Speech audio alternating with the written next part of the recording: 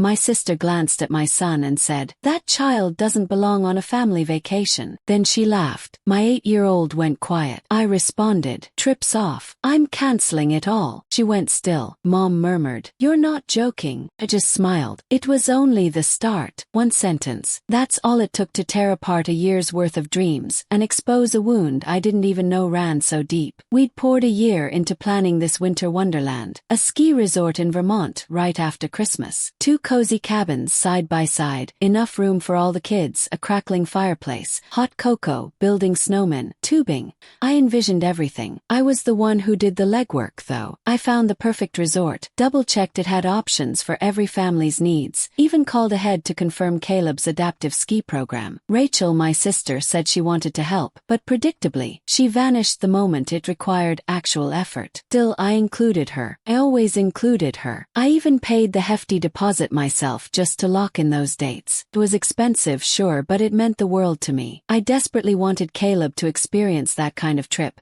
to truly be a part of it, not just trailing behind everyone else like he was an afterthought, like he didn't quite belong. Then, Rachel opened her mouth over dinner and shattered it all. It was a typical Sunday at my parents' house. Mom's famous baked ziti, the air thick with garlic bread, and her usual oversprayed perfume. Dad had the game blaring in the other room as always. Rachel was already on her second glass of wine before we even sat down, her freshly manicured nails glinting, acting like the entire universe revolved around her entertainment. Caleb sat right beside me, lost in his own world, sketching quietly in his notebook. He always brings it when we go over there. It's his way of coping with all the overstimulation, the noise, the chaos. Rachel leaned in, pretending to be interested in his drawing. Then she laughed. It wasn't a kind laugh. It wasn't even an awkward one. It was dismissive, almost contemptuous. She looked around at everyone, then said it, loud and clear, for the whole table to hear. "Your child has no place on a family vacation." The room didn't go quiet. Caleb did. He stopped drawing instantly, didn't even look up. He just slowly, carefully closed his sketchbook and stared down at the table, a silent crater of hurt forming around him. And no one said a word. Not my mom, who suddenly found intense focus in smoothing out her napkin. Not my dad, who actually cranked up the TV volume another notch, pretending he couldn't hear what was happening just feet away. Rachel. She just smirked and kept chewing. That's when I spoke. My voice was calm, almost unnervingly so. "No vacation. I'll cancel everything." Rachel blinked, a slow, condescending blink. She clearly thought I was bluffing, being dramatic. She actually laughed and asked if I was serious. I didn't answer. I just stood up and started clearing the table, each plate clattering a little too loudly in the strained silence. My mom leaned in then, her voice a hushed whisper. "Do you really mean that?" I just smiled, a small, tight smile, and said nothing. Later that night, back home, the silence of my own house was deafening. I logged into my account and canceled the entire trip. The deposit. It hurt losing that money, but honestly, I didn't care. Not one bit. The thought of dragging Caleb into a snowy cabin, only for him to spend a week being subtly, or not so subtly, excluded by his own aunt, was far more painful than any lost cash. The next morning my phone buzzed. A text from Rachel. "So now we're canceling vacations over jokes? You need to grow up." Then a follow-up, dripping with venom. "Not my fault your kid can't handle a little teasing." Blocked her. Instantly. It wasn't just about that one comment. It was about everything. She'd always been like this. Remember when she crashed her car because she forgot to put it in park? My parents just bought her a new one. The third time she blew off her daughter's parent-teacher meeting, Mom covered for her again. They'd always let her just coast through life, the rules never seeming to apply to Rachel. But this time things would be different. Because Rachel had no idea that the vacation wasn't the only thing I'd been meticulously planning all year. By the way, if you're still hooked on this wild ride, make sure to hit that subscribe button. You won't want to miss what else is coming. While she was busy being Rachel, I'd been quietly building a business. Real one. A startup I'd poured my time, my savings, my soul into for nearly 12 months. Late nights after Caleb was asleep, early mornings before work, I researched, wrote the business plan, pitched to potential investors, even secured a tiny office space. Rachel, of course, caught wind of it a few months back and, naturally, immediately wanted in. She had no experience, no real skills to offer, but she wanted her name on it. It should be ours, she'd insisted. Because we're sisters. I never committed, but she just assumed that meant yes. What she didn't know was that the LLC paperwork had come back last week. It was official, and she wasn't part of it. Not anymore. She just didn't know it yet. Just 3 days after I'd cancelled our entire winter getaway, she showed up at my front door. No call, no text, no warning. She just pulled into my driveway as if everything was perfectly normal, as if she hadn't just utterly humiliated my son in front of our entire family. Caleb was on the couch, headphones on, blissfully lost in his drawing. I was folding towels in the kitchen when I caught sight of her through the window, leaning against her car, sunglasses still on despite the cloudy sky, phone in one hand, iced coffee in the other. She looked like she owned the place. I walked to the door, opened it halfway and stepped outside, pulling it shut behind me. She plastered on a fake smile, as if nothing had happened. "We need to talk," she announced, then launched into how everyone was so confused about all this drama, and just wanted things to go back to normal. Apparently, Mom and Dad thought I was being a bit much, and that I should think about how I'm affecting the family. Cut her off. My voice was low, dangerous. "What did you mean, Rachel, when you said Caleb had no place on a family vacation?" She rolled her eyes, gave me this exasperated half-shrug, as if my question was beneath her. "Oh, come on, Michelle. It was obviously a joke. You're being too sensitive again. You need to stop treating Caleb like he's made of glass. He needs to learn how to take a joke, like everyone else's kids." That was it. My resolve solidified into ice. "Leave," I told her. "I'm not going anywhere until you talk to me like an adult," she yelled back. "This is me talking to you like an adult," I replied, my voice dangerously calm. "Leave." She actually laughed, called me dramatic, and accused me of ruining her winter plans because I was bitter about something. I didn't even dignify that with a response. I just turned, walked back inside and closed the door. I could feel her standing out there for another few minutes, but I didn't watch. I just locked the door, sat down with Caleb, and we watched a documentary on wolves. He never asked who was at the door. He already knew. That night, my phone was a flurry of texts. My mom, "Can we talk soon?" I left it on read. Then my dad, "Maybe you two should clear the air before this gets out of hand." I let that one go to voicemail. They just didn't get it. Or maybe, more accurately, they didn't want to get it. Rachel had always been their messy, golden-haired darling. When she got caught shoplifting in college, they drove 2 hours to pick her up, then somehow blamed the store's unreasonable policies. When she forgot her daughter's coat in the middle of January, Mom said she was just having a hard week. They never made her grow up, so she never did. I knew she wouldn't let this go, but even I didn't expect her to stoop lower than she already had. The very next day she escalated. She showed up again, this time at Caleb's school. I was parked in the pickup line when I spotted her by the entrance, arms folded, her coat wide open despite the freezing wind, as if she were staging a defiant protest. For a split second, I thought maybe she was there to pick up her own daughter. But no, she was waiting for me. I pulled in slowly, praying she'd just stay out of it. She didn't. As I parked, she stepped directly into the lane, standing squarely in front of my car, like we were in some dramatic movie scene. I rolled my window down 2 inches. "We need to talk," she demanded. "You're being unfair, Michelle. You can't just cut me out like this." I looked straight ahead. "Move," I said. She stood her ground. "You think I'm the villain now for telling a joke? You're being ridiculous." Just then, Caleb emerged, walking hand in hand with his teacher. He saw her, and the way his face changed. He recognized her instantly. His eyes flickered from me to her, then down to the sidewalk. My heart ached. I parked properly, got out, and walked to meet him, deliberately ignoring Rachel. She followed us to the car, her voice rising, ranting about how I was tearing apart the family over one little comment. I turned, my voice ice cold. "You're not being erased, Rachel. You're just not included anymore." She froze. She actually stopped walking. I buckled Caleb into the back seat, got in, and drove off, leaving her standing there, arms limp at her sides, alone in the middle of the parking lot. That night, for the first time in as long as I could remember, my phone stayed silent. No calls from Mom, no passive-aggressive texts from Dad, no guilt-tripping voicemails. It was just quiet, profound, almost shocking quiet. I think they finally understood. I wasn't backing down. And Rachel, she still had no idea what was really coming. While she was running around, desperately trying to force her way back into our vacation plans, the business she imagined we were building together was already halfway to launch. And her name wasn't on a single document. She had practically begged to be part of it, claiming she finally wanted to do something serious, that she was ready to grow up and be responsible, to build something that would last. But she hadn't lifted a single finger. She had no clue how far I'd already taken it without her. No, she wasn't just out. She was never ever getting in. About a week after the humiliating scene at Caleb's school, Rachel really started to unravel. It began with random texts at all hours. First, passive-aggressive jabs. Hope you're proud of yourself.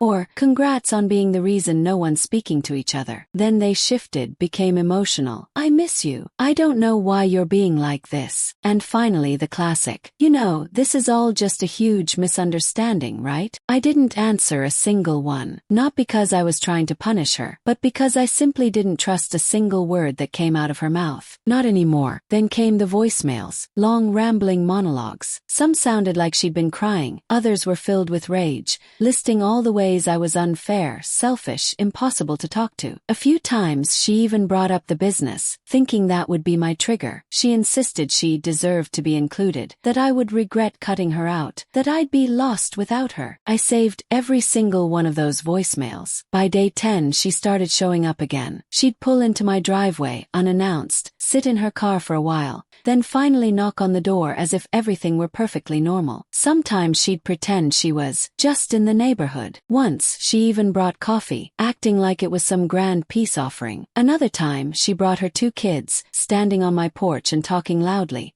making sure the neighbors could hear about how she just wanted to see her sister again. I never answered the door, not once, but Caleb heard it. He'd peek through the curtains and quietly ask if we were going somewhere else for dinner. He stopped bringing his sketchbook into the living room, started clinging closer to me, like he could sense the tension, even when no one spoke a word. That was what finally ignited a cold, hard anger in me. I wasn't trying to cut Rachel out of her family. She'd done that all on her own. But the fact that she kept dragging my son into it, showing up when she knew he'd be home, creating scenes he could hear through the windows, it told me everything. She wasn't sorry. She wasn't confused. She was simply desperate to regain control. The illusion of being needed, the illusion of being forgiven. That's what she couldn't let go of. Then came the night she completely lost it. It was a Thursday around 6 o'clock. I just served dinner. Caleb was quietly eating his mashed potatoes at the table. I was rinsing dishes in the kitchen when I saw headlights sweep across the living room wall. My stomach tightened. I walked to the door, saw her car, and I knew. I didn't even need to open it. I just waited. This time she didn't knock. She banged on the door over and over again, then screamed my name. Caleb flinched so hard he dropped his fork. I opened the door halfway and stepped outside. She looked a wreck. Her hair was messy, eyes red and puffy. Her coat open despite the freezing cold. She stormed straight up to me, eyes blazing like she was ready for a physical fight. "You seriously need to get over yourself," she spat. "You're tearing the family apart. Over what exactly? A joke?" I looked her dead in the eye. "Do you remember exactly what you said, Rachel? Word for word, about Caleb not belonging?" She gave a dismissive shrug. "Oh, come on, Michelle. He's a sweet kid, but he's different. And I was just being honest. You can't bubble wrap him forever." That was the final, absolute last straw. "Leave," I told her, my voice flat. "I'm not going anywhere until you talk to me like an adult," she yelled back. "This is me talking to you like an adult," I replied, my voice dangerously calm. "Leave." Then she said something that made my blood run cold. "Fine. Keep playing perfect, but don't expect me to stay quiet when you go public with that little business of yours. I didn't even blink. Go ahead, I said. Talk all you want. You're not in it. You were never in it. The shock on her face was priceless. It was like she hadn't truly believed I was serious until that very second. I turned, walked back inside and closed the door. She stood out there for almost 10 minutes after that. I didn't watch. I just sat at the table with Caleb, helped him finish his dinner,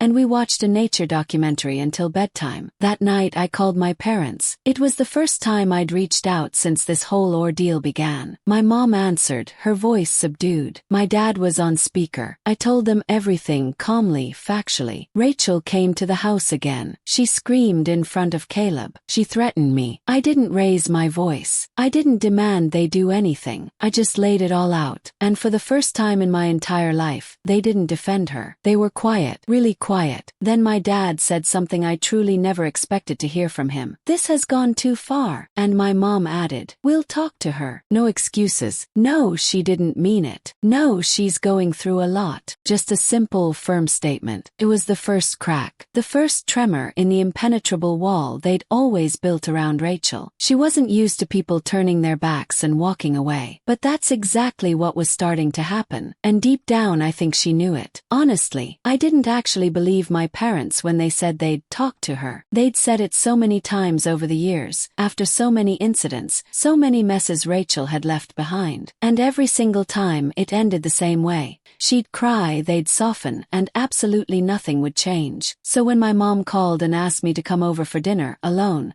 I braced myself for another round of careful neutrality, of passive-aggressive can't we all just get along speeches. I almost didn't go, but something in her voice was different. Not defensive, not rushed, just tired, deeply tired. When I arrived, the house felt eerily quiet. No blaring TV, no background chatter. My dad was already sitting at the kitchen table, hands folded, staring blankly ahead. Dinner was on the stove, untouched. My mom sat down across from me, her gaze steady. We went to see her, she said. I just waited. She blew up, my dad supplied, his voice flat. They told me everything. How Rachel had started yelling before they even sat down. How she accused them of siding with me, of letting me manipulate them. How she actually laughed when they brought up Caleb, claiming I was just using him as a shield to control everyone. That was it. That was when my mom finally snapped. She told Rachel she was done excusing her behavior, done pretending that cruelty was honesty, done stepping in every single time Rachel refused to handle her own life. She told her, in no uncertain terms,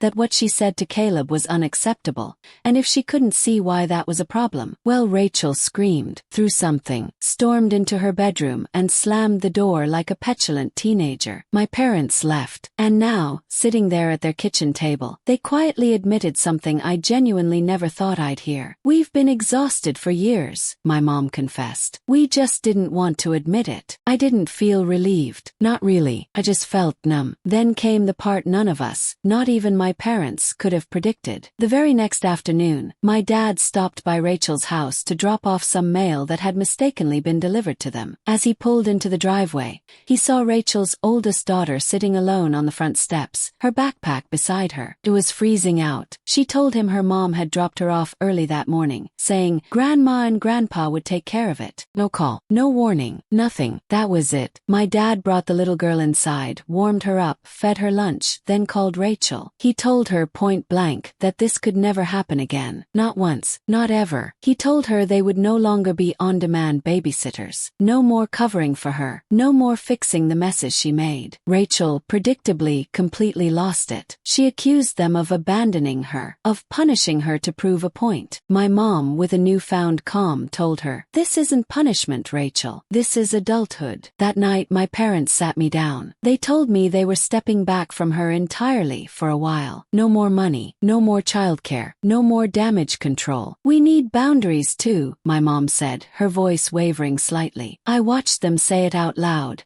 as if they were trying to convince themselves as much as they were convincing me. Then, the truly unexpected happened. 2 days later, Rachel showed up at their house, my parents' house, and caused such a loud scene that a neighbor actually called to complain. Her own kids were in the car watching. My mom didn't open the door. My dad, his voice firm through the closed door, told her she needed to leave and calm down. He screamed that everyone was against her, that I had turned the family on her, that she'd never forgive them. They didn't chase her. They didn't apologize. They just let her leave. For the first time in her life, no one ran after her. 3 days passed. No text, no voicemails, no drive-bys. Then late one night a message popped up on my phone. Just 3 words. I messed up. No excuses, no blame, no follow-up, just those 3 words. I stared at it for a long time. Then I quietly put my phone down and went to check on Caleb.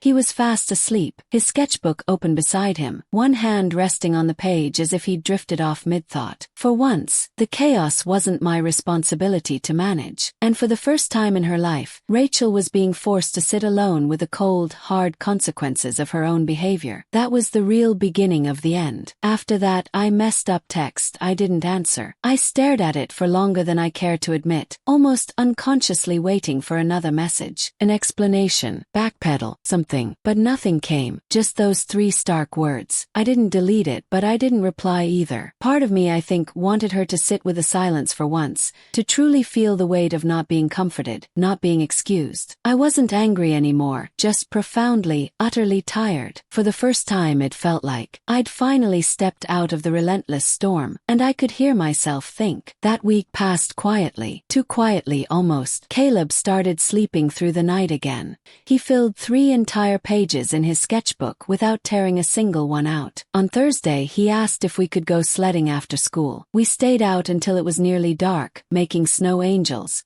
and he started excitedly talking about creating a comic book about animals who communicate only through pictures. I listened, really listened like I hadn't in weeks, because, for once, my mind wasn't in 10 different places, bracing for Rachel's next explosion. Then Saturday dawned. It was early. I was still in my pajamas making pancakes. The coffee hadn't even finished brewing when I heard a car engine outside. I looked through the blinds. It was her. But this time, she just sat there in her car for a long while, engine off, just sitting. Then she stepped out. No kids with her, no sunglasses, no phone clutched in her hand. She walked up to the porch and knocked once. I didn't move. She knocked again, softer this time. Then silence. Complete, utter silence. She sat down on the top step. For the next 40 minutes she just sat there. No calls, no yelling. She didn't even text. And then she just left, quietly. Later that evening I got a message. I waited because I didn't want to barge in again. I'm trying, Michelle. I'm not good at it, but I'm trying. I didn't reply. I read it, then put my phone down. I wasn't trying to punish her.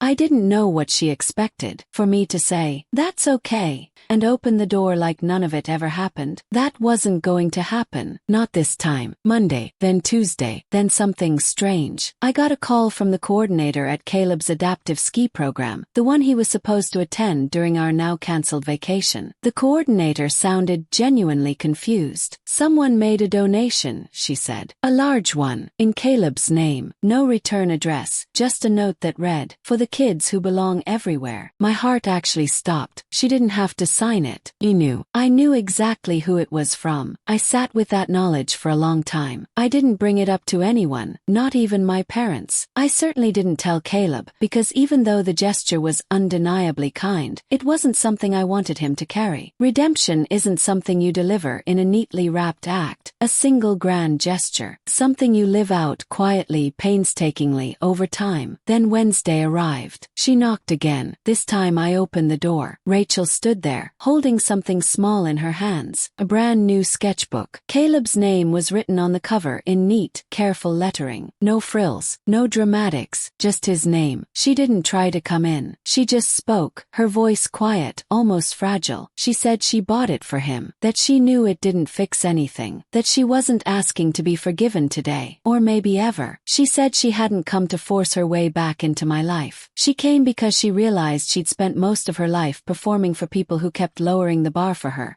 and resenting me because I kept raising it for myself. She finally admitted that laughing at Caleb wasn't about him being different. It was about how small she felt around him and around me, that she hated how easily he found joy in things she didn't understand, and how quickly I'd chosen him over her. How she never realized until now that she had given me no choice. I didn't cry. I didn't hug her, just listened. Then I took the sketchbook from her hands, gave a small nod, and closed the door. I placed it on Caleb's shelf, right next to the one he'd filled during the week she was silent. He didn't ask where it came from, and I didn't tell him. This wasn't his burden. This wasn't his story to finish. Rachel was at the very beginning of something that had nothing to do with Caleb anymore. This wasn't about family, or loyalty, or even forgiveness. This was about her learning how to be a person without expecting applause. She had spent her whole life demanding grace, without ever offering it. Now she was learning what it looked like to earn it. Weeks, then months passed. No more text, no more surprise visits, no more chaotic scenes on the porch. It was strange, almost disorienting, how quickly everything quieted down. After months of relentless chaos, the silence started to feel like something I had to relearn, to get used to again. And I did. Slowly, quietly. Caleb did too. The night terrors stopped. He started drawing more animals, his imagination soaring. Lately, it's been wolves and space helmets,